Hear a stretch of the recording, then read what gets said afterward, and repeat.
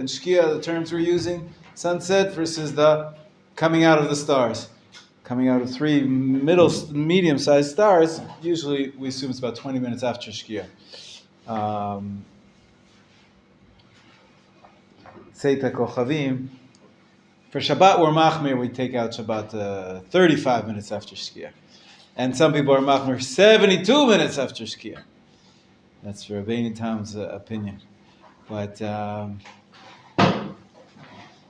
Hanukkah, I think everybody agrees you can do 20 minutes after.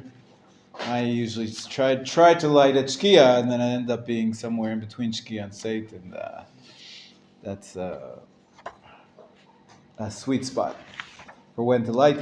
But of course, that's if you're available. If you're available to be at home at that time. I think Tuesday, B'ezrat Hashem, you're planning to go on a tiyul, Machon, together with a few of the language departments, going to Yam HaMelach, Nachal David. It's so beautiful. It's one of the most beautiful hikes in the country.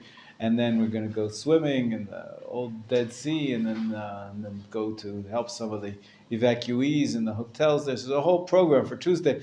But when I checked with Listman, he said we're not going to make it back for 5 p.m. candlelighting. Seita Kochavim. Okay, you can make it back at 6:30. You light candles 6:30. It's still dark. It's still people are still out and about. It's not like 1 a.m. where you have a doubt whether you can make a bracha. So it's okay if there's a good reason to delay. That's on page 275. There's a good reason to delay. We delay, but let's look now on page 270. Let's do that. Page 275, Annette. Let's do 275. We did this already? Yeah, we did this already. So 276 is what about if you want to delay for what purpose? So I just gave you an example of completing a long day trip when you have a bus and you're already there in the Dead Sea, so you don't want to cut it short. That's a good enough reason to delay it a little bit. What about if someone is not home, you're home? So take a look. In many families, page 276, section 7. Chapter 13, section 7. Okay, down one, read for us, please. In many families, the question arises as to the appropriate procedure when one spouse cannot make it home from work by tzit. Is it better to light at tzit or wait for his or her return? Technically, it is not necessary for both spouses to be present for candle lighting. When either one of them lights candles in their home, they both have fulfilled their obligation. Therefore, it would seem preferable for one to light at tzit. Nevertheless, in practice, it is preferable in most cases to wait for the spouse to return home. In general, there are 3 primary considerations that would lead us to delay candlelighting until both spouses are at home. First, if the husband will not hear the bracha of the candlelighting at the synagogue or elsewhere, although he will have fulfilled this obligation to light through his wife's lighting, some maintain that as long as he has not heard the bracha of She'asani Sim, he has not fulfilled his duty to thank Hashem. Therefore, if there is nowhere else for him to hear the bracha, it is preferable to wait for him. The same is true if the wife is not home sick and the husband is waiting. Second, the husband or wife may feel insulted or upset if the candles were lit without them. Third, there may be concern that the connection of the absent spouse to the mitzvah will be weakened. This consideration is pertinent when one spouse regularly comes home late from work. If one will not be present for candlelighting on all or most days of the holiday, one's connection to the mitzvah is liable to be weakened. This third consideration is particularly significant to families that follow the Spartan custom, according to which only one member for each household lights. When there is a concern that if the parents do not wait for their children to return home for lighting, the children's connection to the mitzvah may weaken. Parents should wait for them. Thus, the only case in which it is preferable to light the candles at tzit is if the delayed husband or wife will be able to hear the bracha elsewhere, and if this delay is an isolated occurrence and will therefore not cause marital discord or weaken the absent spouse's bond to the mitzvah. In all other cases, it is better to wait for both spouses, and in the case of Sfardim, for all members of the household to be home. However, even then, candle lighting should not be delayed past 9 p.m. Members of the household should not eat a proper meal from half an hour before sit until they fulfill the mitzvah of candle lighting. Well done. Okay, so yeah, you can see that there is flexibility, and the considerations are very moderate. He's concerned that the connection to the mitzvot will be weak. Right? There are many families where people are not so careful about observance. And the lighting of the Hanukkah candles is a positive educational experience. And so you don't want to give that up, even though technically, halachically, you should write the first beginning of the evening. But if there's going to be someone who is disconnected from the mitzvot because of that, then obviously there's room to be lenient. And so this follows everything we've learned up till now. Basically, there's two, the mitzvah to light, but then when you say the bracha, you're thanking Hashem. You say the bracha she'asa nisim, who did miracles for us. Okay. Now, can you light? We said there's a window between Shkia and when the last peddlers come back, or when the last traffic leaves the streets. In the times of the sages, it was defined as half an hour after dark. And we already mentioned that maybe it gets extended nowadays based on, we have electricity, people are out in the evenings and at night, so it could be extended. What if it's past that window, like 3 a.m.? What about if it's before? You're leaving the house, you're going to a flight, okay? And a flight, you're not going to be able to light candles. But you got to leave at 3 in the afternoon. What are you going to do? You can't. With candles. Nice. It's good. Better than nothing, I guess, to remind yourself it's Hanukkah. Maybe. I would just light it. I don't know. Yeah, well, it's tricky. Anyway. So what we want to consider is there's this system of halacha which has its rules, and that impacts whether or not you can say a bracha. For example, saying a bracha, you're saying God's name, Baruch Atah Adonai. You don't want to say that in vain. Saying God's name in vain is one of the 10 commandments. Don't take God's name in vain. So you don't want to be messing around with a bracha. So maybe you can light anytime you want. You could light at 12 in the afternoon too. That can't hurt. But can you say a bracha? You can only say a bracha that's halachically valid. So how flexible are we with that timing? So turn to page 278. Hananel, good morning. We're learning what happens if you have to leave early. Or I'll just tell you, I got tickets for my wife and I to see a screening of a new film. It's a little bit boring. It's actually fascinating to me, but it's about a film about a rabbi. It's actually not quite a rabbi. It's a genius, some kind of polymath. His name was. He had a few names. He was in disguise. He escaped from the Europe, and he was in Israel for a bit. And he was a student of Rav Kook, and then he went to America. He went to Belgium, and he was all over the place, writing amazing, insightful noveli about math. And he was like just a genius. Anyways, they made a movie about his life and about his secret life and all the. So its screening is going to be on Hanukkah on Thursday. So I bought tickets already. I'm excited to see it. Because this guy was a teacher of many of my teachers, and it's a fascinating thing. Sometimes you go out. Sometimes you go out, but it's at 8:00, and so if I can light at 5 before I leave, great. I'm all done. I can go. But let's say you have to leave the house at 3. And then you'll be home at 9:30. So which is better? Do it a little early? Do it a little late? We have to figure out exactly what the flexibility of halacha is for circumstances when you're not going to be home during that window of prime time. Right? Prime time, they have that concept in TV, right? It's prime time. So that's the prime time for Hanukkah candles. But if you miss it, can you say a bracha? Can you light without a bracha? Should you? What should you do? A little earlier? A little later? Let's see. Page 278. Okay, Idan, go ahead. Lighting before Shkia or late at night in pressing circumstances. One who was unable to light Hanukkah candles by 9 p.m. may light all night until dawn. However, he should recite the bracha only if it is very likely that someone on the street will see his candles, or if someone at home, such as his wife or children, will see them. If, however, his family members have gone to sleep and would be upset if he were to wake them, and if it is unlikely that anyone will see his candles from the street, he should light without bracha. Wow, so amazing. You come home at 2 a.m.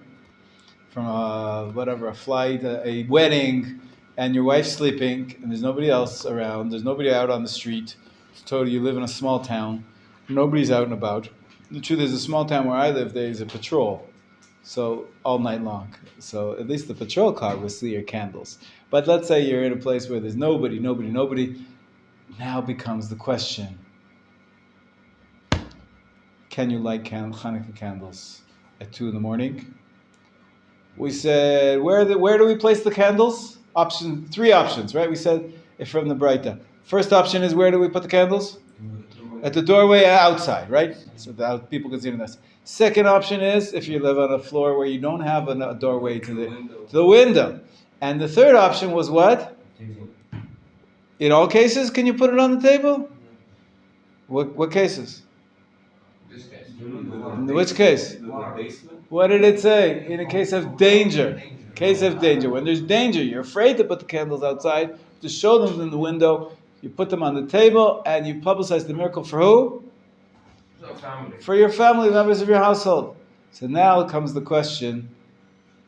There's no members of the household awake, let's say.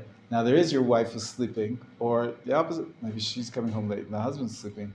Now you could wake up the person and say, listen, I need you to wake up and be the one who sees my candles so I can publicize them. Right? At that time, you don't need to light it outside. There's nobody outside. There's no need to light it in the window. There's nobody outside. So you light it on the kitchen table. So wake her up, drag her over to the kitchen, and say, here, see? Candles. You make the bracha. Wait, one more bracha.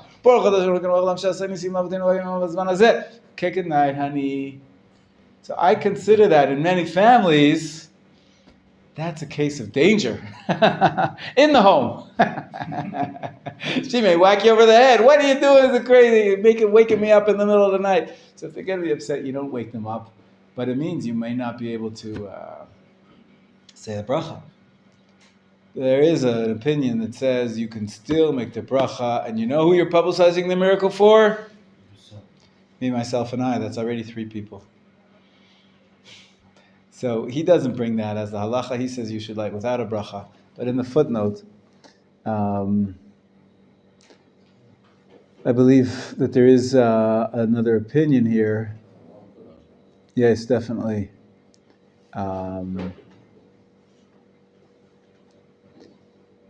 Here at the top of page 279, the footnote in the top of page 270 says 279.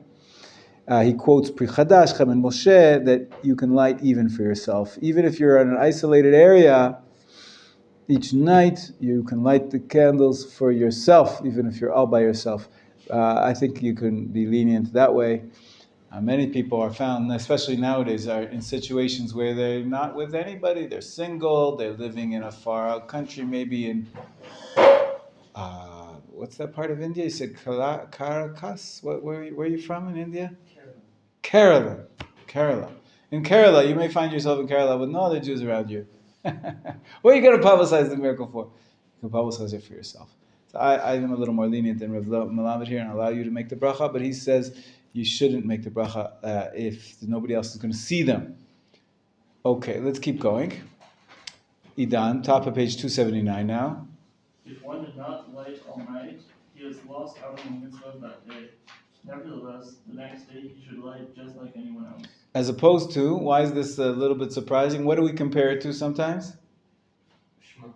Not Shema. Shema, obviously, each day you've got your own Shema.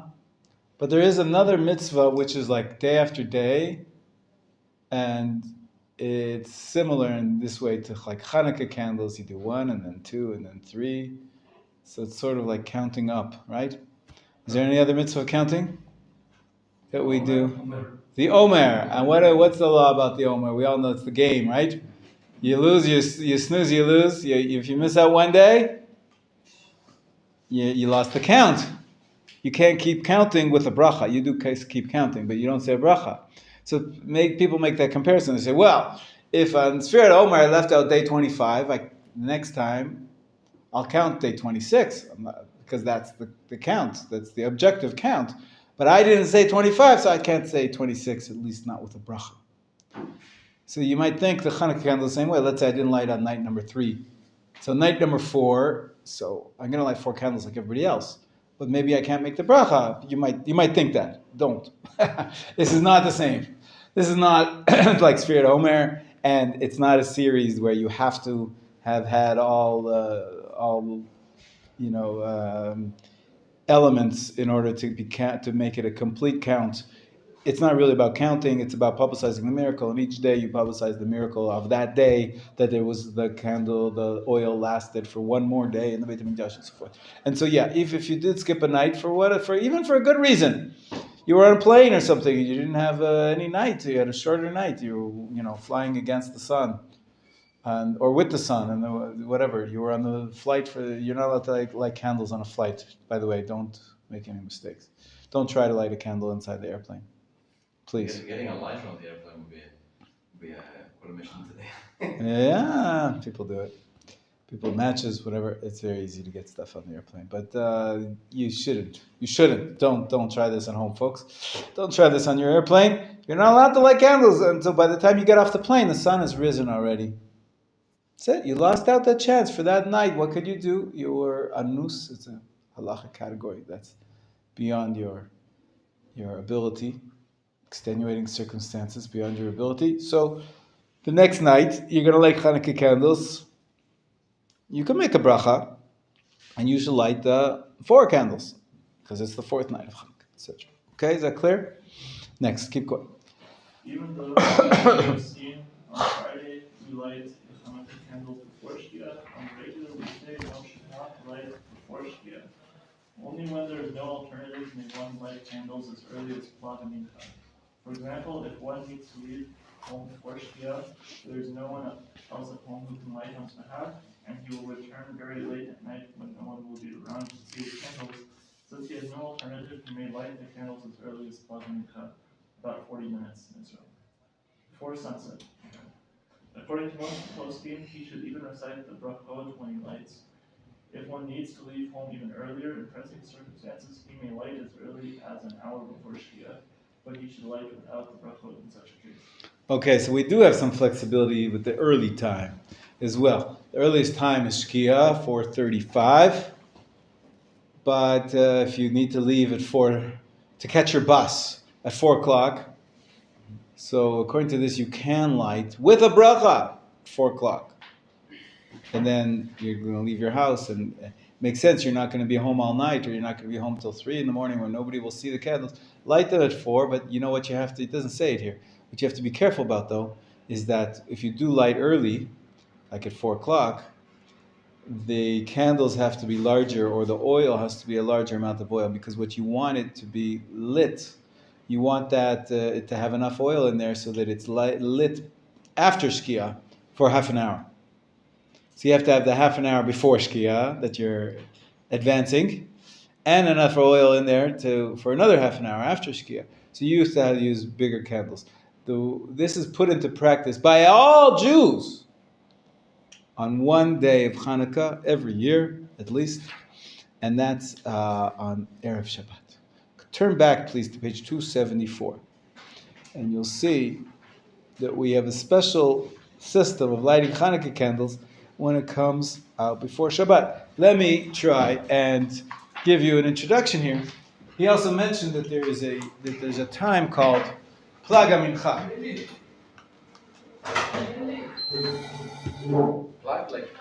Half, exactly, half of Mincha. I'll try to explain it to you a little bit here. This is sunset, Rabbi said. We said this is sunset, okay? Sunset. That's the dividing line when we don't do any more melacha. It's like the next day is starting, or at least doubtfully starting. So that's when we start lighting the candles, when it starts to get dark, okay? That's what the dividing line is. So then, now, the mincha time actually goes all the way until there from 12:5, meaning half an hour after noon. 12 o'clock noon, really that's the time for the afternoon prayer, afternoon, from 12 to 6. Let's say, now it's actually 4:30, but let's keep it simple.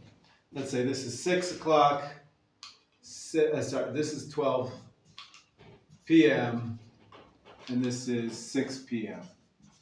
Okay, 6 hours of the afternoon. Everybody with me so far? 12 to 6 p.m.? Obviously it's winter time, so it's shorter. It's actually 11:30 is when the midday, when the sun is in the middle. But let's keep it simple. 12 p.m. to 6 p.m. You can daven mincha from 12:30 on. In the times of the temple, they were very careful. They didn't really have psycho quartz watches.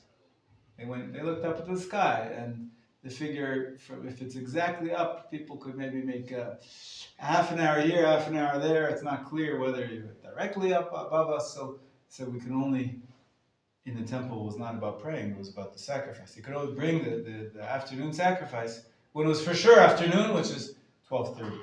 Okay? So now you have 12:30.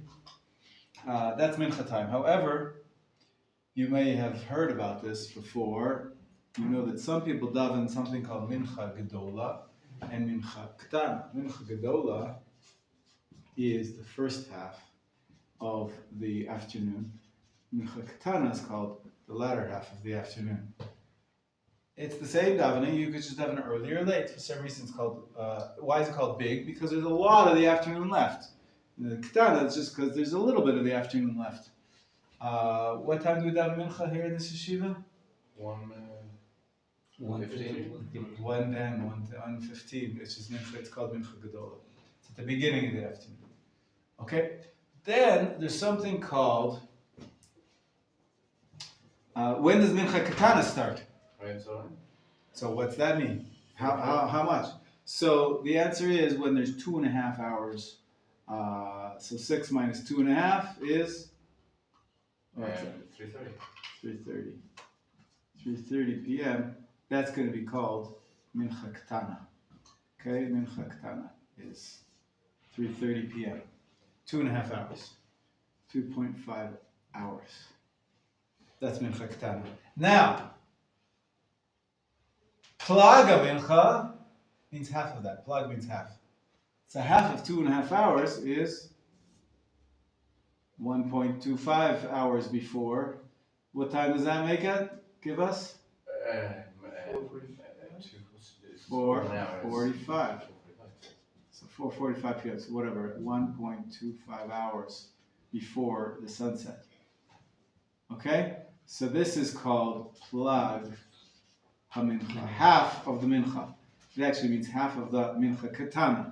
Whatever it is, this is a term which is important to us because it's the earliest, according to some, in some circumstances, we can say the next day is not going to start at sunset, but it's going to start at Plaga Mincha. And so you can light your Hanukkah candles from Plaga Mincha on. Okay, so it's an hour and a quarter before. He says an hour. That's because it's winter time. Because each hour of 60 minutes actually is like 50 minutes in the winter time. But halachic hours, this is the way the time is divided. And so this is the last marker. And some people say that you can even start the day, the night, can start an hour and a quarter of halachic time, meaning before Shkia. It's called Plaga Mincha. Shabbat, in the summer days, many people, because they have little kids, right? If you wait till it's dark outside, it's 8 p.m. Kids are going to be asleep by 7 p.m. They'll miss out on Kiddush, on Shalom Aleichem, on the whole singing. It's a shame. Kids are excited for Shabbat. You want them to have that educational experience. So they make what's called early Shabbat. It's total daylight outside, But we bring in Shabbat early. How early can you bring in Shabbat? Plug a mincha. Half of the mincha, katana, an hour and a quarter before Shabbat. In the winter, in the summertime, it's actually an hour and a half before the sun actually is going to set. You can start your Shabbat services, and there's even shuls which have minyanim for Kabbalat Shabbat and Mariv. And they finish their shul, they finish the davening, they come home, and it's still bright outside. They're saying, Shabbat Shalom, Shabbat Shalom. And you can bring the Shabbat in early, based on this idea. The Plaga Mincha sort of can be the earliest sort of marker where we consider it already transitioning to the next day. Same thing with Hanukkah candles. Really, you should only be lighting in the evening when the next day starts. That's really when you light the next candle. And the candles are only really significant at night. But if you need to leave early, or for some reason you won't be home later, you have that extra opportunity of plug a mincha, which is sort of the earliest transition to the next day. And you can even make a bracha on your Hanukkah candles early, just like you make a bracha on your Shabbos candles early. A woman likes candles, says when you say the brachot, all the tefillot of Shabbat. For Kiddush, you really should wait until it's after Shkia at least, or Tzeit Kochavim. But you all the other brachot of Shabbat, you make the brachot. Same thing here. You make the brachot of Hanukkah candles. Here he's a little bit hesitant to allow you to make a bracha. But now what happens? This is all about Shabbat, and we mentioned Hanukkah. But there's something else which you know about already because we learned some of the laws of Shabbat. If you remember that far back. And that is that on Shabbat, we don't start Shabbat at Shkia every week. What do? We have Zman Hadlakat Nerot. How much do we take as a precaution? We say before the Shkia, we light the Shabbat candles. Shabbat candles. I like a nice picture with candles, 2 candles, right? Hanukkah is 8 candles. When do we do? So there is a different customs. Standard is 18 minutes. I think in Haifa it's 30 minutes. And in Jerusalem it's 40 minutes before sunset. Regardless of whether it's summer or winter, it's for sure after Plag Mincha. Like a Mincha is an hour and a quarter. 40 minutes, you're half of that. So for sure you're covered. You're always within the allowed time of making bringing in the Shabbat early. But we do that as a precaution so that all the candles should be lit before sunset. So there's Zman Adlakat Shabbat, which is before sunset, which is nice. It's a very good idea. There's even a siren. You hear the siren here? There's a siren. When do they blow the siren? Not at the sunset. At the 20 minutes earlier, or 40 minutes earlier in Jerusalem, it's 40 minutes earlier. And then you have I better light the candles. And then you have time to light the candles, go to Mincha, have Mincha before sunset. And then, and you even really should accept the Shabbat. Start accepting the Shabbat before sunset. That's what we learned. There's a concept of Kabbalat Shabbat, of Tosefet Shabbat, of adding on to the Shabbat. So you want to add at least a few minutes before sunset, maybe the full 20 minutes before. Once you light candles, a woman who lights candles, she accepts Shabbat when she lights the candles. And that's why she has to say the bracha after she lit. Because if she already says the bracha on the Shabbat, then she can't put out the candle. So she only says the bracha afterwards, which is strange. Most bracha we say beforehand. In any case, getting back to Shabbat. We always light the Shabbat candles before sunset. This night, this coming Shabbat, each and every one of us is going to be lighting more than Shabbat candles. What are we going to be lighting? Hanukkah candles. The truth is, this year, it's going to be 2 candles. Second night. So we'll have 2 candles for Shabbat and 2 candles for Hanukkah. Confusing. But the bottom line is, if we wait until after Shkia, like what do we say? Really, most people light here at Seit the Kochavim, for the Hanukkah candles. 20 minutes after Shkia. You can't do that. It's Shabbat. You're not allowed to light candles on Shabbat. So we have to light the candles early, before sunset. And the truth is, because of Shabbat, I just said we take an extra 20 minutes, or in Jerusalem, 40 minutes before sunset to start Shabbat. And before you start Shabbat, you have to light Hanukkah candles. So that means that in Jerusalem, every good Jew who is lighting at the proper time is lighting his Hanukkah candles approximately 45 minutes before sunset. What do you have to make sure of? That there's enough oil. That'll take up those 45 minutes, it'll burn for the 45 minutes, and then for an extra half an hour, right? So you have to have a candle that lasts at least 45 plus half an hour is An hour and a quarter. an hour and a quarter. What kind of candle lasts an hour and a quarter? Certainly not those little colorful Hanukkah candles which come in the 5-shekel box. That lasts for half an hour. You cannot use them this Friday night. You won't be fulfilling your obligation of Hanukkah candles, because they'll blow out before it even becomes sunset. And then that's not really what the mitzvah is. The mitzvah is to publicize the miracle at night. So you have to use, you know what most people use for Friday night? The Shabbat candles. Shabbat candles, what's sold as Shabbat candles, usually they're white, not colorful. Usually they last for about an hour and a half. At least, usually 2 hours, sometimes even 3 hours. Depends. They're just a little more wax. The Or tea lights. The tea lights. tea lights, that's 2 hours. It's fine. Usually it's 2 hours. Those are perfect. So use those 2 lights. On Friday night, you cannot use your regular Chanukiah if it's designed for those thin little colorful candles, because they'll go out too quickly on Friday night. The rest of the week, it's fine, as long as, I told you, make sure they're not too close to each other, because then they'll be melting each other. As long as there's a distance between them, that it will last for half an hour, you can use those, but not on Friday night. Friday night, sometimes you have to be creative. How can I whittle down the bottom? Whittle down the bottom of the candle so it looks like this, so I can fit it into the small cup, which is designed for the colorful candles.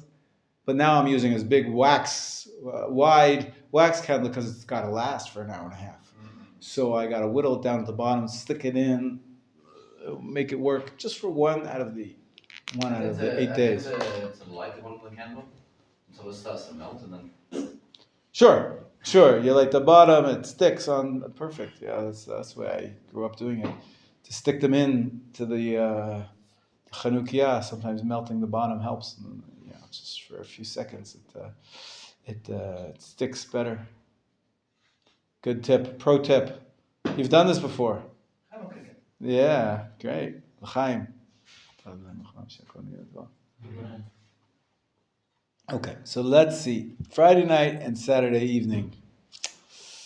Page 274. Chanoch, you want to read for us? As we have seen. As we have seen, the sages ordained that one must light the Hanukkah candles after sunset. If people were to light earlier, the sunlight would render the candles less visible. However, on Friday evening, obviously one may not light candles after sunset, since Shabbat begins at sunset. And on Shabbos, one may not light a fire.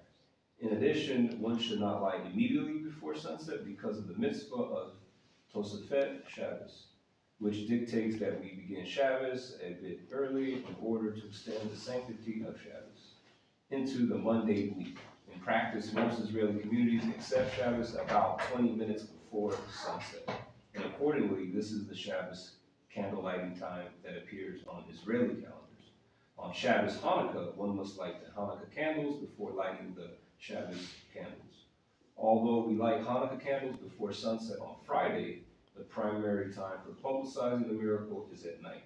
Therefore, one must make sure that there is sufficient wax or oil for the candles to remain lit until half an hour after it is light. It is preferable to pray mincha with a minyan before lighting the Hanukkah candles because mincha relates to the ongoing day. Outgoing day. Whereas the candles are part of the upcoming day. However, one should not skip mincha with the minyan to this end. Yeah, so some people, Friday afternoons, you'll find some shuls which have a mincha gedola. Usually you daven right before, you come when your Shabbat close, first thing you do is daven mincha, the end of the weekdays, and then you say Kabbalat Shabbat, and you start Shabbat because there's no candle lighting, men don't light the candles, the women are lighting the candles, and they're doing it at the right time. But we have to finish our mincha first, and it's most convenient to do it once you're gathering already in the synagogue. But there's some times where, like this, for example, it's best to daven mincha before you light the candles. Candles are really part of the next night.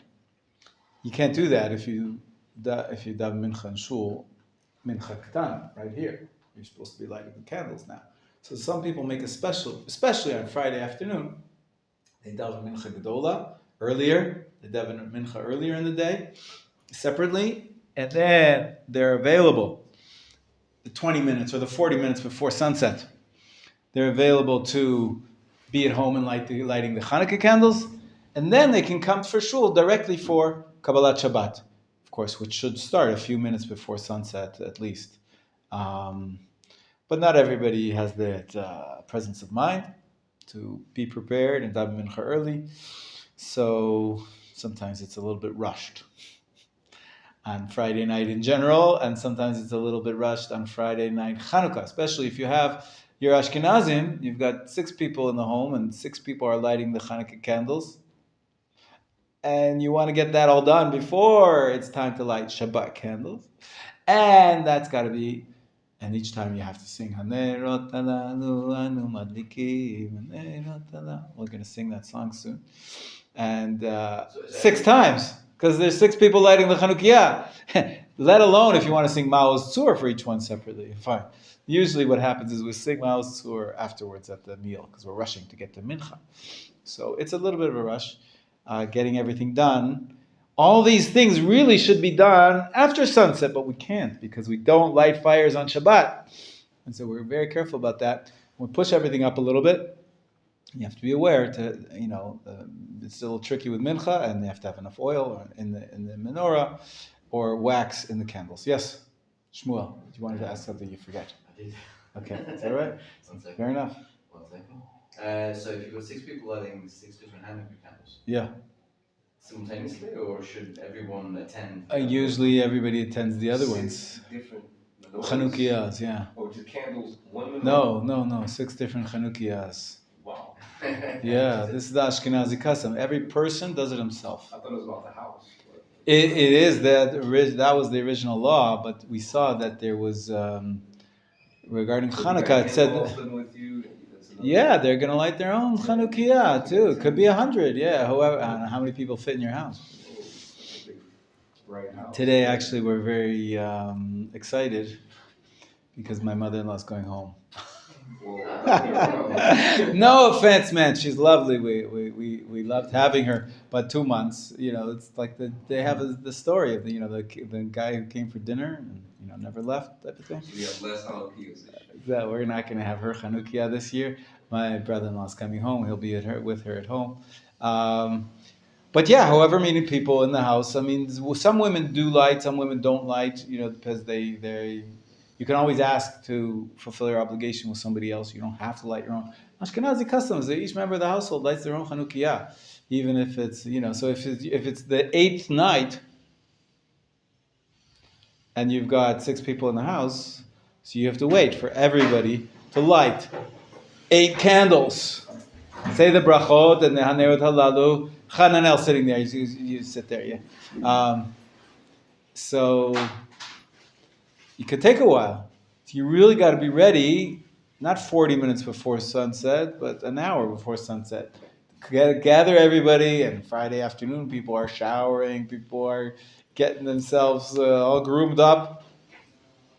It's kind of a rush. The last minute rush on Shabbat Chanukah is over and above what it usually is on Erev Shabbat.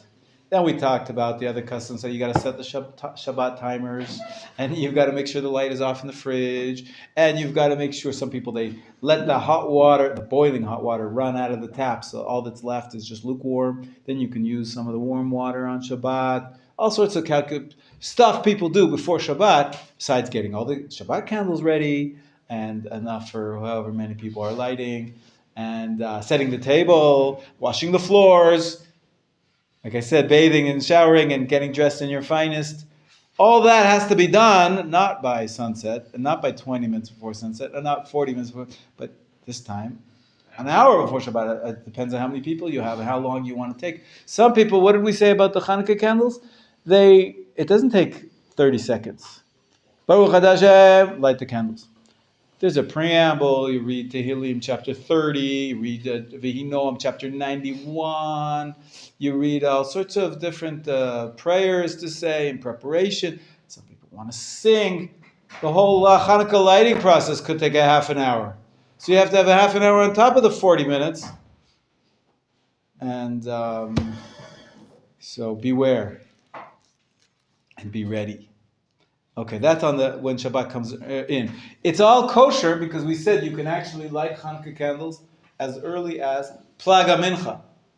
Half of the Mincha Ketana version, which is an hour and a quarter before Shabbat, you're allowed to light Hanukkah candles earlier in this pressing circumstances, and this is pressing because of Shabbat. That's on the way into Shabbat. What about the way out from Shabbat? Let's talk about Motzei Shabbat. So far, so good. Harald, do you want to ask something? Yeah. I don't understand Mincha Gedola, Mincha Katana. Yes, right? I don't know. When I came here, I know for the first time here.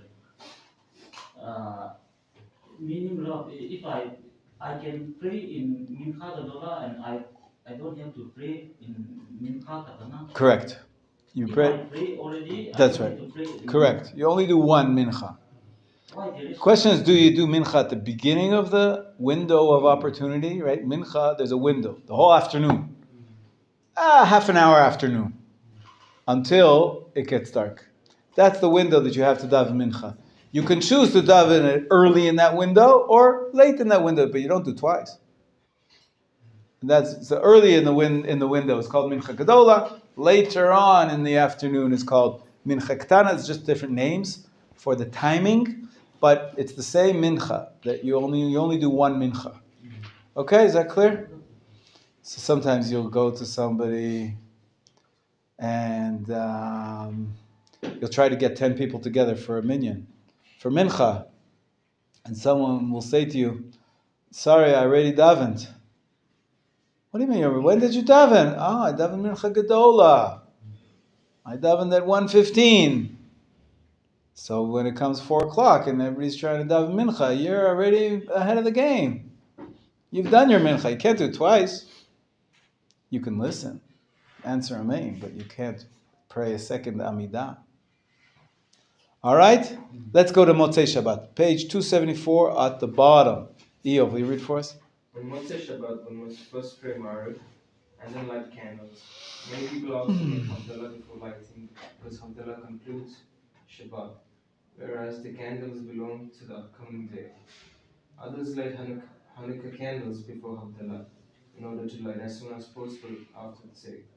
Additionally, one should delay Havdalah as much as possible in order to extend the sanctity of Shabbat to some extent. Nevertheless, in order for lighting candles to be permissible before Havdalah, one must first recite either the Chonantanu during the Amidah of Maariv or phrase Baruch HaMavdil Ben Kodesh Lechol. In practice, both customs are halachically valid, and each person may choose his own custom. It's interesting. I believe that the standard is that we light the Hanukkah candles before Shabbat candles coming in and after Havdalah going out. It's sort of like it's a little bit of a easy to remember. It's easy to remember. First in, first out logic. So Hanukkah candles, and then Shabbat candles, and then you have the Shabbat, and then you do Havdalah, which is taking out Shabbat, Havdalah, and then you do Hanukkah candles. Again, so you have Shabbat, the Shabbat candles before and after that sort of bracket, the Shabbat, and then you have the Hanukkah candles after you're finished with the Shabbat. That's pretty much the standard, I believe. So we light the Hanukkah candles after Havdalah. It can be done earlier. You saw the reasonings for it, but it's a little confusing. And if you want to put Hanukkah candles here beforehand, you have to make sure that you do some form of Havdalah. Otherwise, you can't light the match. You have to say Baruch HaMavdil Ben Kodesh L'Cho, 5 words. Baruch HaMavdil Ben Kodesh L'Cho. It's a short form of the Havdalah, and then you can light your candles. But the standard, I believe, is keep it logically framework. Shabbat before and after, and then Hanukkah on the other side. Okay? Now, usually, on most days, according to most people, when do we light Hanukkah candles? Tzeit Kochavim, which is how many minutes after sunset? Usually it's 20 minutes, that's why we say 5 o'clock. Around 5 o'clock we're going to be lighting Hanukkah candles. Thursday night. Because Shkia is at 4:35, 4:40 already by Thursday. And 4:39, and so 5:59, 20 minutes later, you can light your Hanukkah candles. And we want to do it at the beginning of the evening, the earliest time possible. It gets dark. There's a short window, half an hour, right? According to the original calculation. However, what are we going to do Saturday night? Are we going to light at Tzeit Kochavim? Yes, but which Tzeit Kochavim? What did we say? How long is this twilight in between Shekia and Tzeit? Twilight. How long is it? So there's different opinions. Some opinions say 13 minutes, some say 20 minutes, and some say 35 minutes. When do we do the 35 minutes? For Shabbat. We don't let out Shabbat until 35 minutes after sunset. That's when it says on all the calendars, that's when Shabbat ends. 35 minutes after. So we're going to light like every other day at Tzeit Kochavim, but we have to delay the Tzeit Kochavim. Use a more Machmir opinion for when the stars come out, because we're careful about Shabbat. We don't want to violate the Shabbat by lighting a candle for Havdalah or for Hanukkah candles. So we wait 35 minutes after sunset. When Shabbat is out, then you do your Havdalah, and then you do your Hanukkah candles. And it's a little bit late. It's 40 minutes after Tzeit, by the time you're lighting the Hanukkah candles. Maybe 45 minutes. Maybe almost an hour after Tzeit. It's extenuating circumstances. Ideally, we light here at the beginning of Tzeit Kochavim, or Shkia, but we can't do it the normal way because of Shabbat. We can't do it the normal way on the way in. We have to preface and light the Hanukkah candles earlier because we don't want to light the candles on Shabbat or anywhere near Shabbat. So we have the extra 40 minutes in Jerusalem, and then Hanukkah candles an extra few minutes before that. And on the way out as well, after Shabbat, usually we wait 35 minutes after Shkia until it's really, really dark. We're sure that Shabbat is finished, and then we will do the Havdalah, and then do the Hanukkah candles almost an hour after Shkia, not 20 minutes after Shkia like usual. So instead of doing, Shabbat is out around 5:15, not 5. Every other day, Thursday night, we're going to light Hanukkah candles at 5. On Shabbat, on Friday night, we're going to light the Hanukkah candles at around 4, right? And on Motzei Shabbat, we're going to light Hanukkah candles around 5:30. And then the rest of the week, we're going to be lighting every day at 5, approximately. That's the usual time, right? But Friday night is earlier, and Shabbat Motzei Shabbat Saturday night is later because we have to be careful not to violate the Shabbat. Yes. So Moshe Shabbat is after Marif or? Yeah, usually, well, that we mentioned it the other day. It's always a trouble. Which to do first, Chanukah candles or Mariv? So for the standard is, if that's the normal time for Mariv, you do Mariv. Most people do Mariv when Shabbat is over, and then you say the Havdalah in the Mariv also. So yeah, we do Dav Mariv first, and that's going to be at 5:15, 5:14, whenever the calendar says. We'll Dav Mariv. It'll take 10 minutes, 15 minutes, and then we'll go home and we'll say Havdalah. Takes another 10, 15 minutes. So we're already at 5:30, 5:45. And then you're going to light the Chanukah candles. It's almost an hour after Shkia. Okay, it's the best you can do. Are people still out and about in the streets? Nowadays they are. So there's room to be lenient, and we have to be lenient. We light the Chanukah candles only after we finished with Shabbat. And there's still people out in the street, so you can say the Chanukah candles with a bracha. Yeah, so one other question here? Yeah, Hanana. On the Shabbat, the Shabbat will enter shortly, but the wind blow of the candle, and then can I use the Shabbat candle and then lit again the Hanukkah candle again? Yeah. It's 30 minutes later. But can I do it, use the Shabbat candle to lit again the Hanukkah candle? Okay, so there's a few questions within your question. Let's try to tackle it one by one. First of all, let's say you light Hanukkah candles at the right time, whenever the right time is. Sunset, Tzeit HaKochavim, 20 minutes after sunset, maybe before sunset, because it's going to be Friday, so you have to do it before sunset. It's Motzei Shabbat. It's after Tzeit HaKochavim. It's an hour after sunset. Whatever it is, you light your Hanukkah candles. Okay, and the Hanukkah candle has oil, has enough wax to last a half an hour. If it's before, so you have the extra amount of oil that's going to last for half an hour. After it's dark, whatever, you light your Hanukkah candles and they're 100% kosher. Okay, and then the wind, a crazy wind starts up. A hurricane comes, blows them out.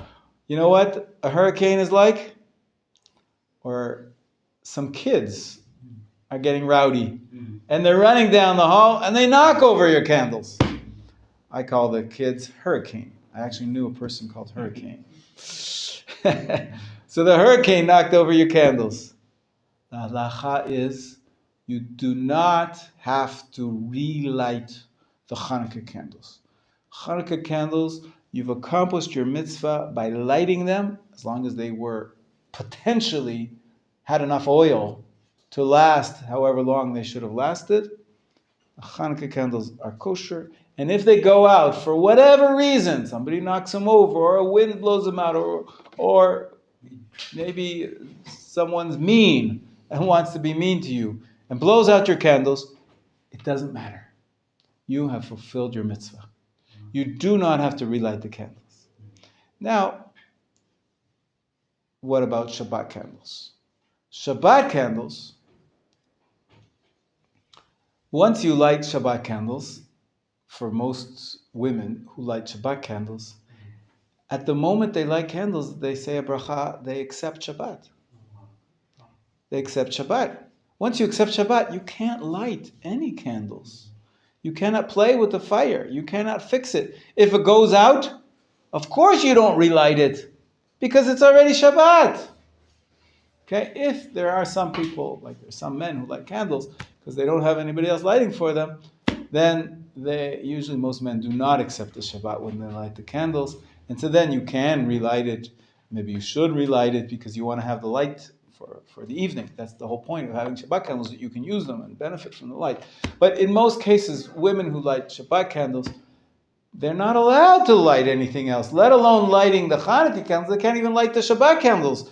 They can't fix them if something goes out. So once the Shabbos candles are lit, it's Shabbat. You cannot play with them and use them for anything. You cannot relight the Hanukkah candles or relight the Shabbat candles. You cannot. It's Shabbat. Once the Shabbat candles are lit, you don't play with fire anymore. Is that clear? Yeah. Okay, so during Shabbat, when Shabbat came in, the Hanukkah become Mutzeh. True. If you remember the laws of Muktzah, we learned it a little bit just about a month ago. The Muktzah gets defined as something that you're not allowed to move, handle. Like this, you're not allowed to handle this on Shabbat because it's Muktzah. So the Muktzah gets defined by the time of when Shabbat enters. If it's something that's available for use, that's worthy of use on Shabbat, when Shabbat comes in, that period of twilight between sunset and Tzeit Kochavim, if it's usable at that time, it's usable for the rest of Shabbat. And if it's not usable Shabbat, if it's defined as muktzeh during that period of time of twilight, it's muktzeh for the rest of Shabbat. That's why candles and candlesticks are defined as muktzeh for the entire Shabbat. Because during that period of the beginning of Shabbat, you can't handle them. Why can't you handle a lit candle? Why? Why is it muktzeh? Why can't you handle it? It's not for Shabbat, but more than that, it's a melacha. Every time you handle the candle, you're going to be sort of making it burn a little bit more or less. So handling a candle that's lit is totally forbidden on Shabbat. And so therefore, the candlesticks and the candles themselves are muktzeh. And the candlesticks are a basis. They're a basis that supports a muktzeh item. It also becomes muktzeh. So you cannot move your candlesticks, you cannot move your Chanukiah the whole Shabbat. On my dining table. So if that's where you placed it on your dining room table on purpose, you cannot move the table, and you cannot move the candlesticks. What if you want to switch the tablecloth? We said the trick that you have to do is put it on a tray, and on the tray put something which is not muktzeh, something more important. Put some jewelry on the tray, or a siddur, a pretty siddur, it's expensive, and put it on the same tray, and then you can move. The tray becomes the basis for the candlesticks and the jewelry.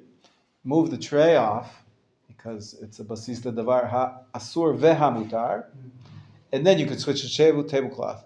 But otherwise, if you don't have any tray, you just have your candlesticks on top of the tablecloth. The tablecloth and the table become muktzeh, which means, and you can't move the candlesticks, and you can't move the table. You can touch. Touching is allowed, just not moving. Handling, touching is allowed. So you can touch a car, you just can't move the car. You can touch things which are muktzeh, you're just not allowed to move them, handle them. Okay? Is that clear? Yeah? Another question? Yeah. For example, when I go to the Midrash, the Shabbat already entered, and then someone left the pen in front of my, pen I thought it's muktzeh, right? It's muktzeh, that's right. A pen is muktzeh, exactly. Also, I transfer. So if there's rules of muktzeh, there's different types of muktzeh. Again, there's a good review. Well, there's different types of muktzeh. Some types of muktzeh are allowed to be moved for one of two reasons. Either because you want to use the muktzeh item in a permitted way. For example, the hammer, it's used for building, but you're allowed to move it if you want to crack open a coconut or nuts, because you're using the muktzeh item in a permitted way. You're allowed to crack nuts on Shabbat.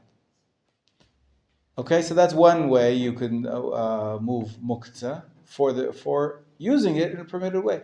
A second reason you can move some types of muktzeh is when you need its place. The tzorech mekomo, First one is called tzorach gufo, and this one is called tzorach mekomo. In other words, if you need the table to put your sidur down, and it's bothering you that there's a pen there, you can pick up the pen, move it away, put it anywhere you want, and then you'll have your nice space available for you to sit on. If there's a muktzah item on a chair or on a couch, you can move it away. If it's the regular types of muktzah, like a pen that you're referring to, this doesn't apply if it's something very expensive, muktzah, machamat, chesron, kis. If you remember, we said there's different categories of muktzah. But the most common types of muktzah are things which are prohibited because they're for prohibited use, like a hammer is for building and a pen is for writing. So those types of muktzah, you're allowed to move them out of the way if they're in your way. The tzorach mekomo. So you can move them away and then put them away. But if you don't need to, you could sit at a different seat or put your sidur on top of the pen. No problem. It might move a little bit when you put your sidur down, but it doesn't matter. You're not intending to move it. You're not moving it directly. That's called tiltul minatzad. It's a sort of just a by the way type of movement. You're allowed to do, put your sidur or chumash on top of it or next to it and push it away that way. But you don't have to. If it bothers you, if you don't like to have, it's muktzah, I don't want to look at it the whole Shabbat. Well, if you just don't want to look at it, it's not good enough. You have to want to use the space where it is. And so if it's on a table or a chair that you want to sit on or use, then you can move it. Otherwise, if it's just, it's on the shelf, and you would rather it be in the drawer, you're not going to use the shelf. You can't touch it. You can't move that. You touch it, you can. You cannot move it. You cannot move the pen away just because it looks bad to you in your eyesight. But if you want to use the space, you can move it. Okay? Good. We're doing good. Let's open up our sidurim and pray for the hostages.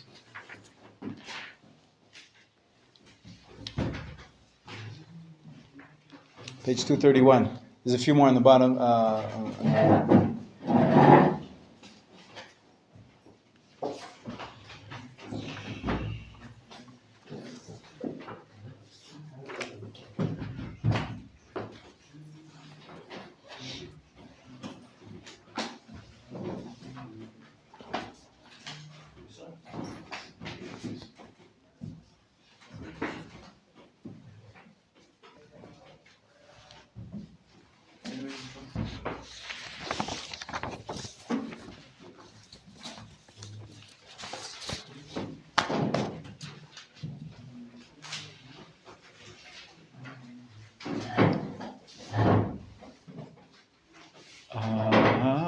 Achenu kol bet Yisrael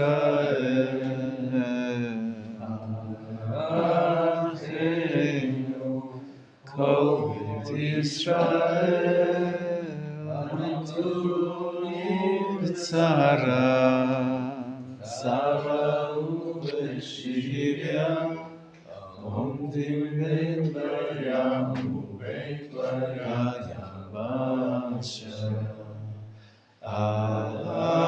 Achenu kol bet Yisrael Achenu kol bet Yisrael Anatuni b'tzara Tzara u'b'shivya Omdim ben Maryam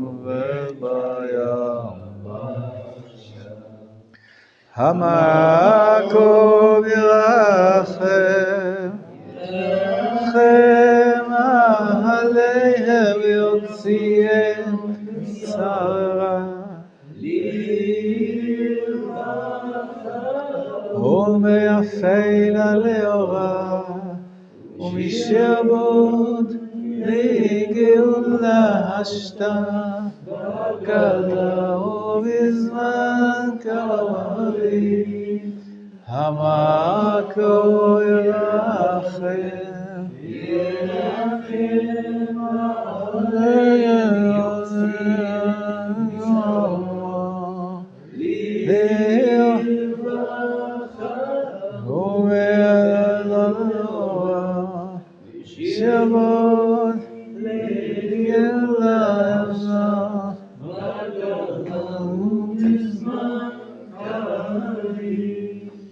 Beautiful, beautiful. Amen, amen.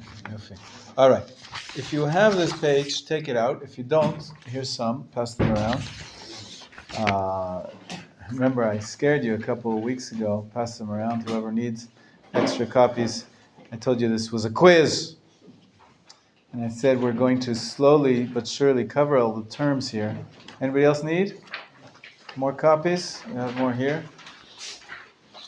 And hopefully by now we have covered most of the names, the words, and if possible, what I'd like you to do is try to fill this out now. Take a pen. Here's an extra pen. Anybody need?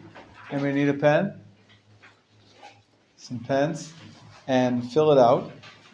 And even more important to me is that you know how to date the historical periods of most of them. That's it. I don't have any more pens. There's markers here, but they're permanent markers, so be careful with them. This is a marker. It can be used by somebody, but it's just going to go through. Oh, there's an extra pen here. Okay. So make sure you go through and write down the period, and the translation of each one of these terms. And then, Bezrat Hashem, if we have enough time, we're going to play a game as well, based on our understanding of the different periods. If you need help, take out your charts. Does anybody need an extra chart? I have extra charts here if anybody needs. If anybody needs, take one out and look at it. And I'll be right back.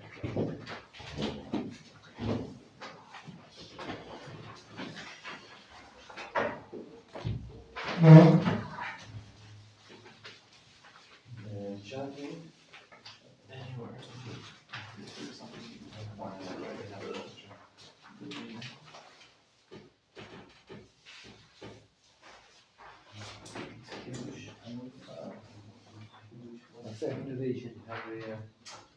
Yeah, I got two of them. Positive view. Yeah, I'm gonna go. 13.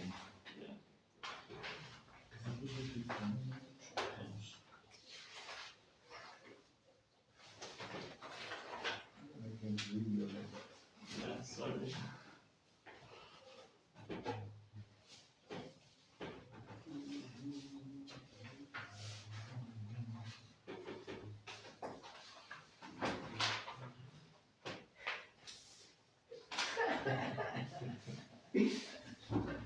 You have this, this is everything you need. Yeah, it's all here. And the Hebrew on the back, you have this is like super important to the. Oh, they have part of No, you want the next one. Yeah, it's alright, it's alright. Always look on here. I can give you mine. I'm pretty familiar with most of these.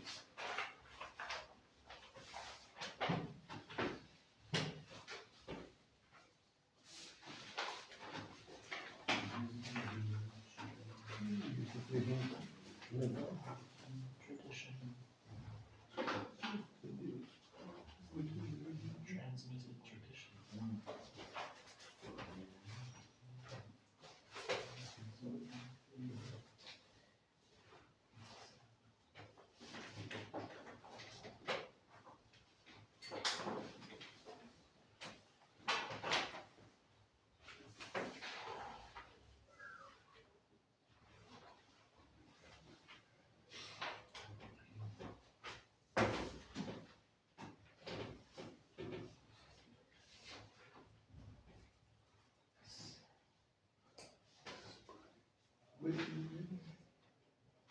Innovation.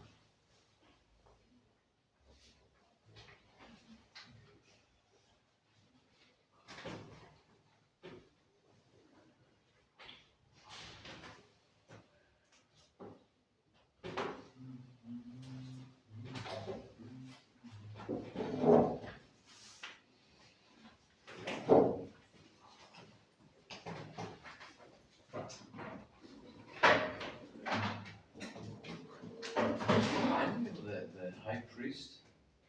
He was a shofet. Think of the shoftim. Not Shmuel was a shofet. You know this? Well, because like before Shmuel there was like Eli. I wonder if he was a judge. I know he was high priest, but was Eli a judge? Is it during the Sanhedrin or like what time frame? Shmuel, it's a good question. Sanhedrin? No Sanhedrin. Eli? He was not a judge. He's not a judge, so Shmuel is a judge. Shmuel is not judge. Shmuel is a judge. Yeah. I don't know if any of this might be like any of the judges. So Shimshon. Shimshon is judge. Shimshon is a judge? Yeah. And the guy who Gideon.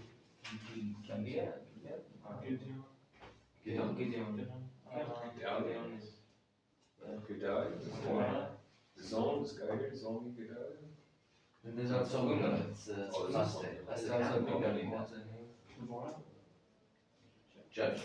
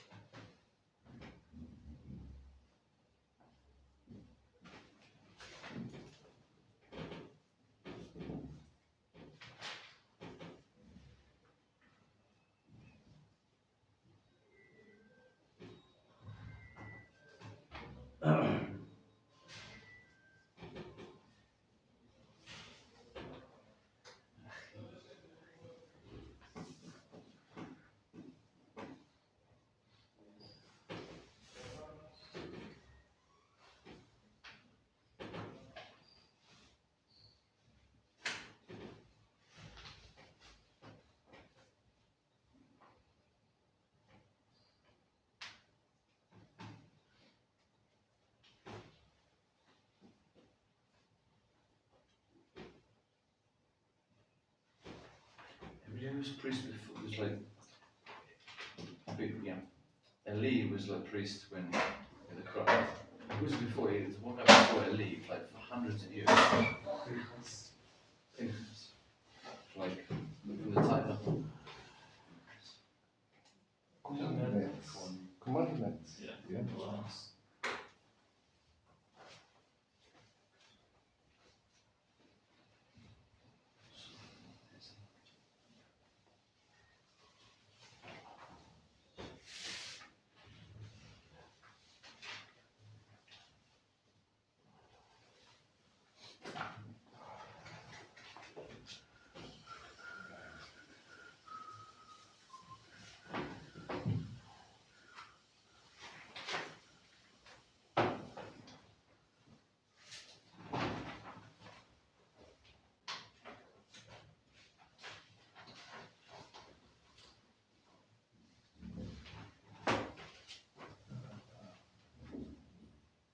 I didn't try.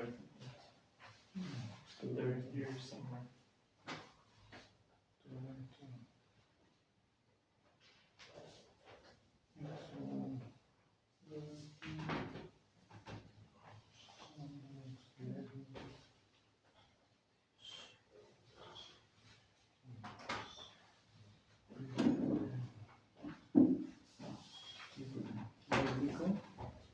Biblical. Yeah. Biblical level.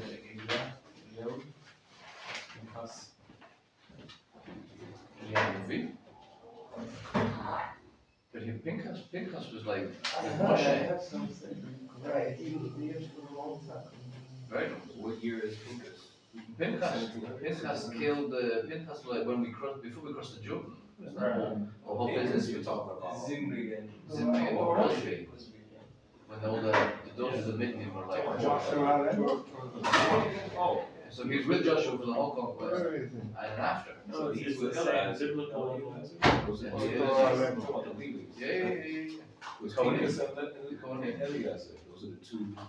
Yeah, this was the sons. Well, no, Pinchas was the members of the There was sons an of ark Israel. at the time, no? The Akfer until Babel. Those are the 2 leaders of the ark. 2 leaders of I mean, when the ark moved, they were the manager or the supervisor, Eliezer and Pinchas. They made sure they. כן. But Pinchas was the grandson of Aaron. But he had 2 more sons. I mean, Eleazar was 1 son. The Abiathar, the other So one? Pinchas is not even. Pinchas is. I think he's Eleazar's son or Eleazar's son. Or Abiathar, okay. That's Eleazar's children. These say grandkids. Or Aaron's son. כן, חז"ל say because of the Yahoo. Really? Because he died. So because Didn't die, didn't die. yeah, So Eliab did. He died. Aaron died. Moshe died. They all died. Eliab. All right, who got 100? You're not finished yet. Not 100? I don't see any hundreds. Stephen, 100%? 96. 96, okay. I'll take it. I'm missing 51 and 56. That's it? The Torah is 5, 6, the Chumash, the Mishnah is 6 chapters, right? Let's open up, everybody hold the page and the chart so we can refer to it. We'll go through one by one and we'll give you the answers. You can write them in if you didn't have them yet. I'm not going to ask you to hand up your pages unless you want me to mark you. Ready? Number 1. The written Torah. What period? First period? Good. That's right. Well, the stories of the forefathers, probably written by the forefathers. If not by then, by who wrote the Torah? Our tradition tells us Moshe Rabbeinu. Moshe Rabbeinu. Moshe Rabbeinu. So the Torah shebichtav, but it includes, hang on, what else is in the Torah shebichtav, the written Torah? It's not only the Chumash. Okay. No. The oral Torah is number 2. No, I was still on number 1. Torah shebichtav. Chtav means written. So the whole Tanakh is part of what we consider the written Torah. So when were the Nevi'im written? In the period of the Nevi'im. Where do you find Nevi'im on your chart? Everybody see prophets? The second period. First temple time. That's right. And also, there were Nevi'im in the third period. At the beginning of the second temple, there were still some prophets, members of the Men of Great Assembly. So, for example, Ezra. Ezra is a book in the Tanakh, right? So, when was those written Torah canonized? Ezra and the Men of the Great Assembly in the third period. So the answer to Torah shebichtav, the answer to number 1, we'll do it later because it's.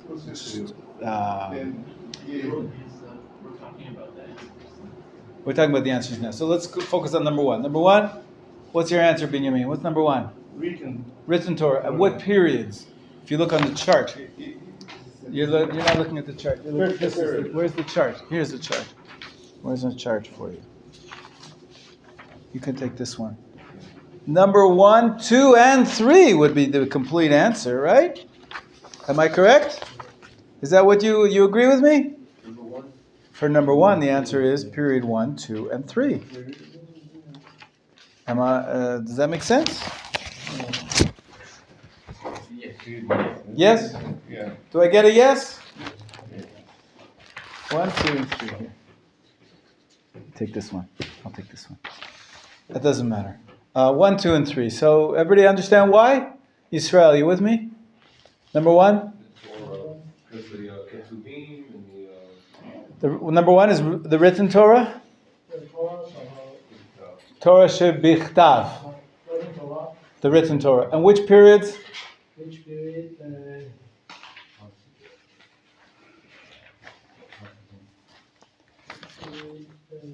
Actually, if you look over here, 1, 2, and 3. That's right. If you look over here, this box for the Tanakh, it covers all period 1, 2, and 3, right? So we have books from the first period, from the second period, and from the third period.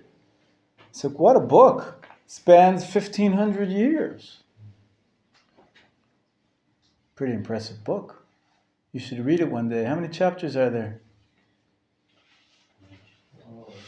24. There's 24 books.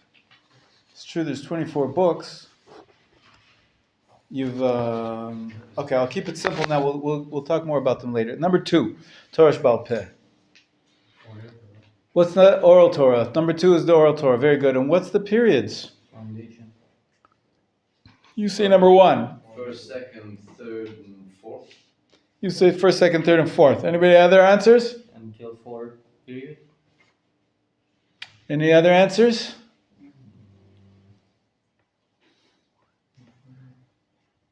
I believe the correct answer is period 1, 2, 3, 4, 5, 6, 7, and 8. It's the Hanukkah miracle. The oral Torah continues until today. Its foundations were at the very beginning. God spoke to man. That's an oral Torah, right? So some of the words got written down, but some didn't. And there were traditions passed on orally, all the way back to Moshe at Sinai, which is the first period. Clearly, in the third and the fourth period, there's oral Torah. That's when it all gets written down, right? And developed. The oral Torah gets written down for the first time in period number 4, right? In the Mishnah, in the Talmud, in the Midrash. But then there's more oral Torah that keeps being produced ever since the closing of the Talmud. Correct? And until today. Who else needs a chart? Does anybody need a chart to follow along, to look inside? Do you understand what I'm saying here? First 3 periods, the written Torah is closed forever. They're closed forever. There's no more written Torah after period number 3. But oral Torah does continue to be written after period number 4 and 5 and 6 and 7 throughout. The oral Torah is the continuing of the passing on of the tradition. And we get new books written every day. In Israel, there is, on average, 1 new Torah book each day. There's over 365 books a year being published of Torah scholarship. It's unbelievable. This is all part of the oral Torah. Okay, is that clear? So what's the answer for number 2, Hananel? What's the answer for number 2?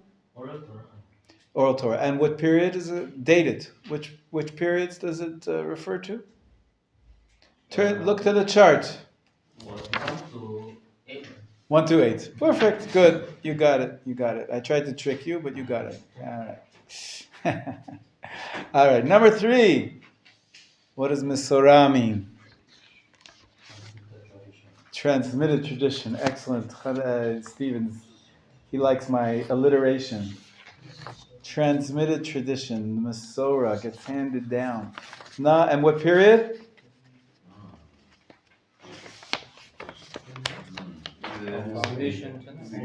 Mesorah appears in the other page, this page, on the back. It's on the second line. Mesorah is transmitted tradition over here. Number 2. Do you have that? Anybody need this? You have it? Okay. Sure. We got extra copies here. Right. Mesorah, it appears in here on number 2. Period. What period? You say 4. What do you say? What? So what period? From 1 to 8. From 1 to 8. I think so.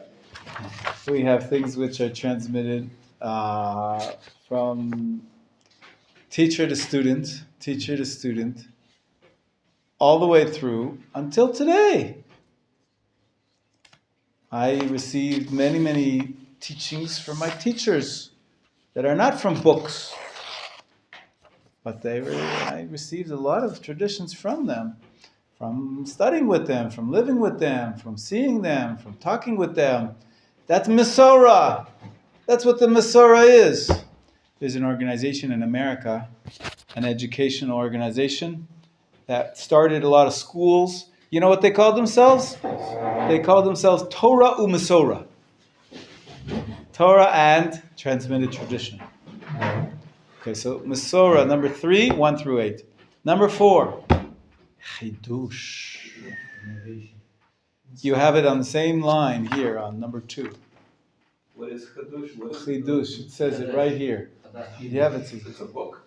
No, it's innovative Torah thoughts. Oh, commentary. Teachings. Okay. Teachings that were inspired by God but said by people.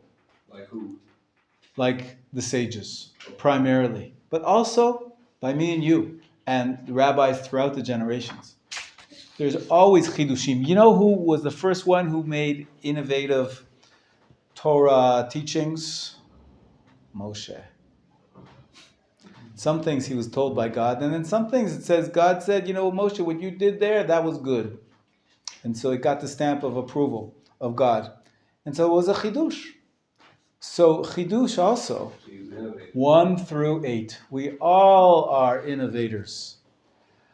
You need to innovate within the rules. You have to have authority to innovate. It makes a difference. It makes a big difference if I innovate the new practice, or if the chief rabbi innovates a new practice, or the greatest Talmud scholar, right? Or if the Rambam innovated a practice, right? There's differences. But still, chidush is available, is a method of Torah study and practice until today. 1 through 8. Is that clear? Number 5. What does halacha mean? Laws, legal tradition. So what's the period? Date it for me. From when do we have laws? 1 through 8. There were laws that were given to Moshe. There were laws that were developed by the prophets.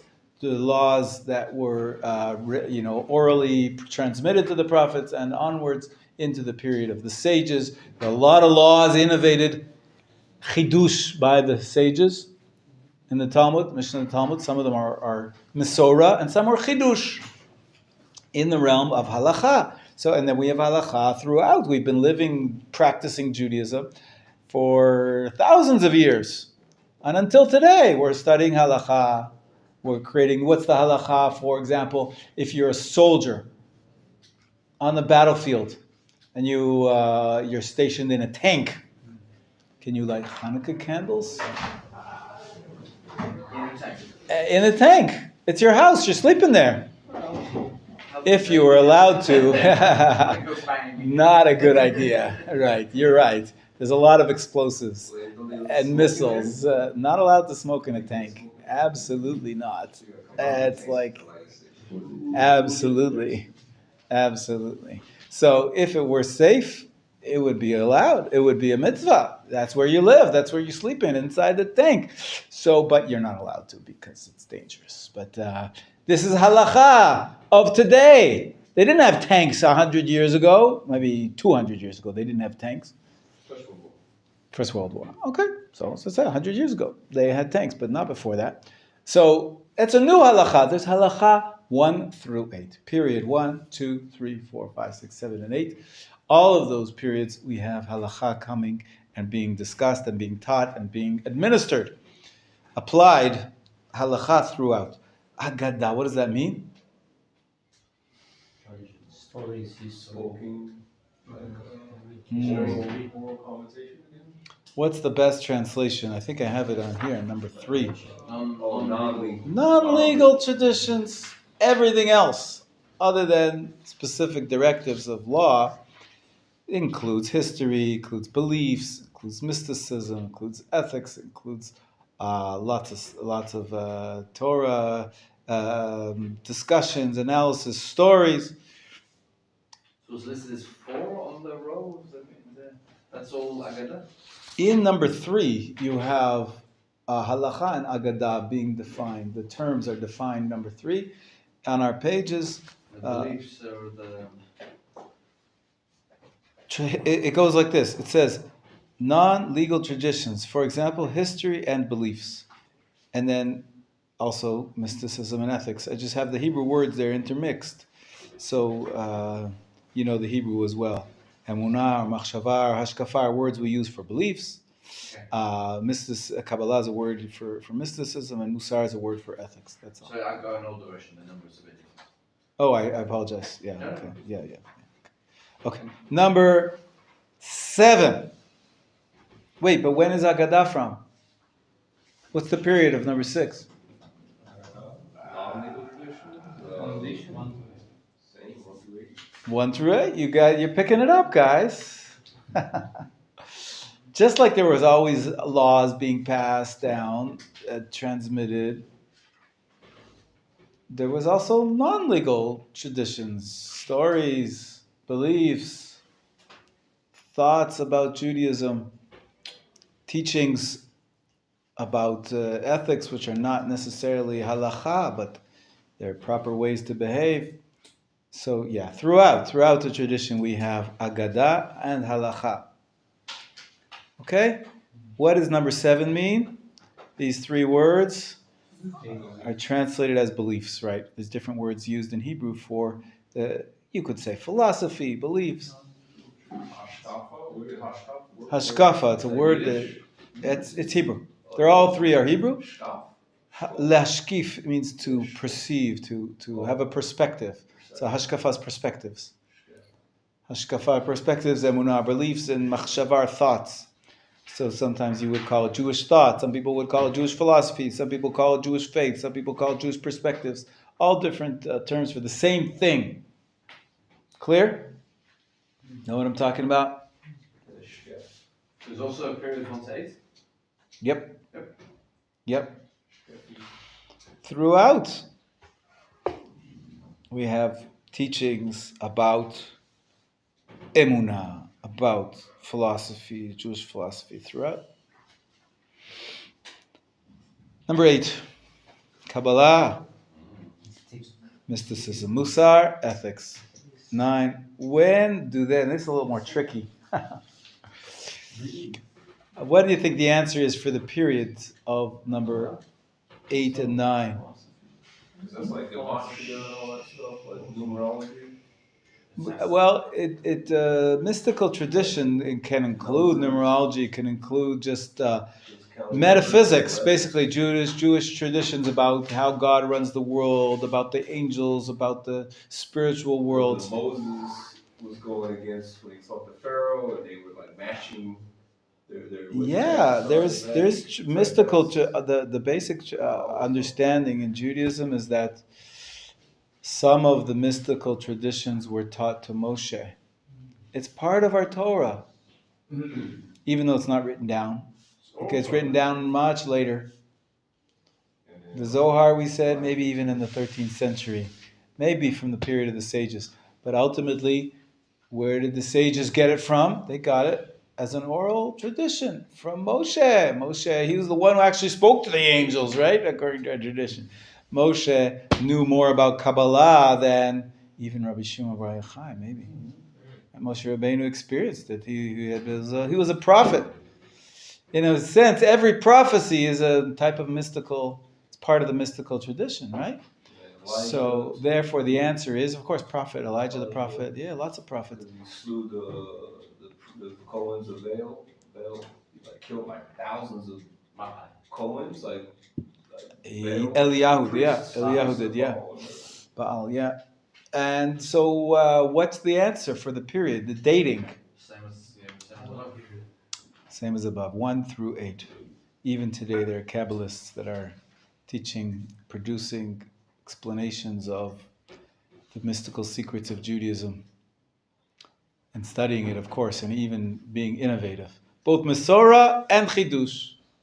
Transmitted tradition and inspired innovation throughout. And number 10, what does mitzvot or dinim mean? Commandments. And dinim means laws, right? So basically it's laws. What period do we have laws from? 1 through 8. You're getting it. So the same for Musa, 1 to 8? Yep. Number 11. Deoraita. What does that mean? From the Torah, biblical. That's right. It's a biblical. Now here we're not really talking about a time period, more a level of authority. So biblical authority, it has to be something from biblical times. So what period is it going to be? The biblical period. Biblical period, as you can see here, when the Bible was written, 1, 2, 3. Right? That's where the Bible is. So biblical, Doraita. Well, the truth is, in the halacha context, really in period number 1. Biblical mitzvot have to appear in Chumash. So really the correct answer is number 1 for biblical, for Doraita. Doraita, only something that comes from the Chumash, from the Moshe and the times of the Torah, that's what we consider to be a biblical origin. So number 1 it is. Number 11, period 1. Got it? Hananel, you with me? Number 12. The Rabbanan, what does that mean? From the rabbis. The rabbinical law, usually it's a law like Hanukkah. Is it biblical or rabbinic? Rabbinic. So what period do we have rabbinic laws in our tradition? Primarily number 4. But sometimes we have rabbinic laws which started before that. For example, Hanukkah. When did Hanukkah start? Minus 165. That's period number 3, not a period number 4, right? And what did we say? What do we have even before that? Purim. That was even earlier in period number 3, right? In the Second Temple era, at the beginning of the Second Temple era. So we Purim and Hanukkah. We have some mitzvot midrabanan from period 3. The truth is there's some traditions even recorded in the prophets. The prophets speak about washing hands. The prophets speak about certain issues of what did we say in Nehemiah? He was exhorting the people to keep Shabbat. And he said, don't do any commerce. That's essentially a rabbinic prohibition. It's not one of the 39 categories, commerce. So basically you have rabbinic laws. Throughout, we even have some traditions that Moshe Rabbeinu, right, we said he made some innovations, but Moshe is not God. So you could say Moshe was the first of the rabbis. What's he called? Moshe Rabbeinu. Moshe is a rabbi. So are the mitzvot midrabanan, even though they came to their prominence in period 4, I would say they go 1 through 8. Now the truth is, we don't really have mitzvot midrabanan past the Talmud. After the Talmud, we have more customs. Minhagim, which is number 18. You see that number 18? Our minhagim. So, I have 18. Number 18 is minhagim. I have a different list? Okay. The list changed a little bit, I guess. In any case, the latest edition is number 18. It's minhagim. But anyways, the Rabbanan, the correct answer for the Rabbanan is 1, 2, 3, and 4. Once the period of the sages is over, there's no more new mitzvot midrabanan. No rabbinic mitzvot after the period of the sages. There's customs afterwards, which are binding, but they're never going to get onto the level of the Oraita. That's what's important, is that they're not on the level. The most they can be is an authority of the rabbis. So we could say 1 to 4? 1 to 4 would be a smart answer, yeah.